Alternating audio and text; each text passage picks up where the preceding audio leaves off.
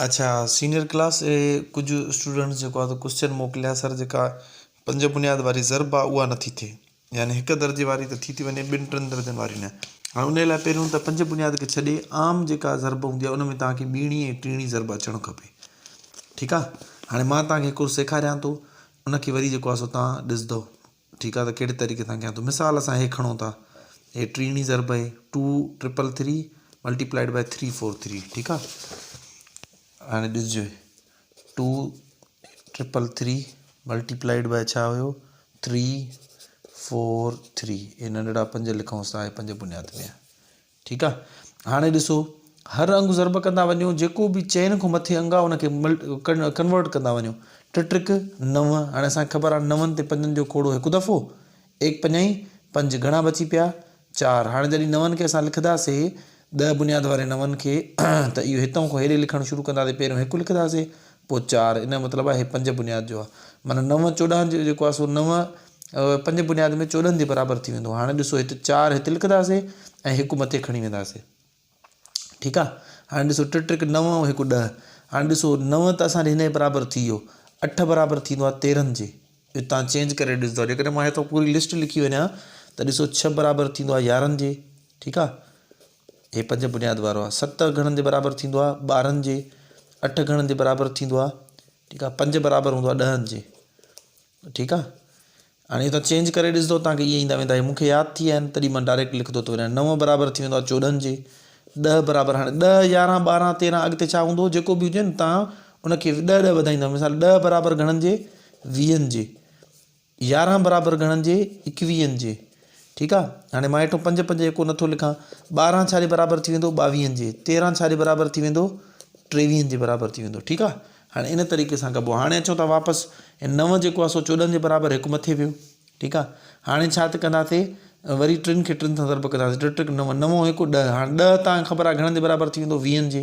0 हिते 2 मथे जे न अचे सम्झ में त हिनखे चेंज करे वठंदा चेंज करे वठंदा कयो। पंजनि जो खोड़ो हिकु दफ़ो, एक पंज पंज ॿी 5 10 2 दफ़ा वियो। ठीकु आहे। पूरो 10 वियो इन करे पाछी 0 छा जे बराबरि थींदो 2 ऐं 0 माना हीअं करे ऐं हेॾे लिखंदासीं छा जे बराबरि थी वेंदो 20 जे। मां साॻियो ई कयो आहे। टिक 9 हिकु 10 0 हिते 2 मथे खणी वरी ॾिसो हिनखे हिन सां ज़रब कंदासीं। टिक 6 6 ऐं 2 8। हाणे 8 घणनि जे बराबरि थींदो आहे 13 जे। असां उहो हेॾे ॾिसो करे आया आहियूं ऑलरेडी। ठीकु आहे। हे 13 जे बराबरि थोरो ई खुलियो खुलियो करे लिखंदा कयो। एको एके जे हेठां ॾाको ॾाके जे हेठां पोइ ग़लती न थींदी।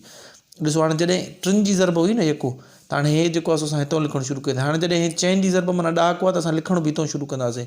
हाणे ॿिटी ज़रब हिन लाइ तव्हांखे सिखणी पवंदी। असां छा कंदा आहियूं एको बंदि करे छॾंदा आहियूं। हाणे 4 जी ज़रब 4 टिक 12 पर 12 लिखंदा नसीं उनखे कन्वर्ट कंदासीं। ॾिसो 12 आयो उनखे 1 5 5 ॿी 50 10 2 बची पिया 22 जे बराबरि।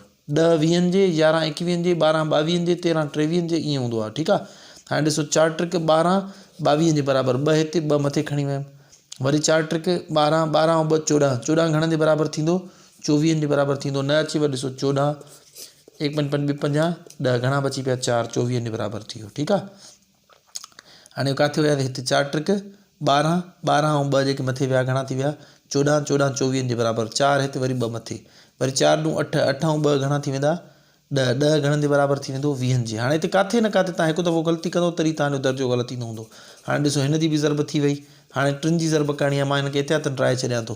हाणे छो करे 7 जी ज़रब आहे न एका ॾहाका 100 त हिते लिखणु बि एका ॾहाका 100 हितां लिखणु शुरू कंदासीं।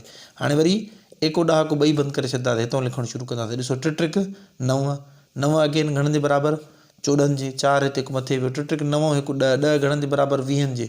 0 हिते 2 मथे। ठीकु आहे। वरी ॿ टिक 6 6 ऐं 2 8 8 घणनि जे बराबरि थी वेंदा 13 जे बराबरि थी वेंदा।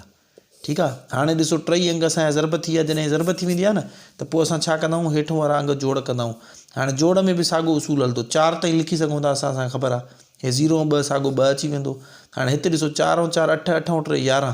हाणे 11 घणनि जे बराबरि आहे 21 जे बराबरि आहे। ठीकु आहे। त हिकु हिते 2 मथे वरी 2 ऐं 1 3।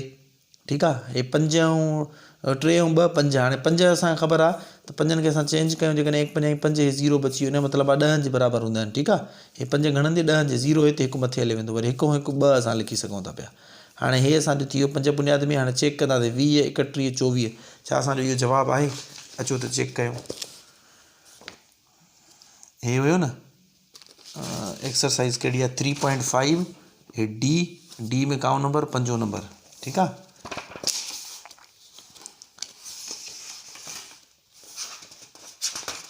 हे साईं तव्हांजो 3.5 इन में डी में 5 नंबर 20 31 24 ओ हे ॾिसो था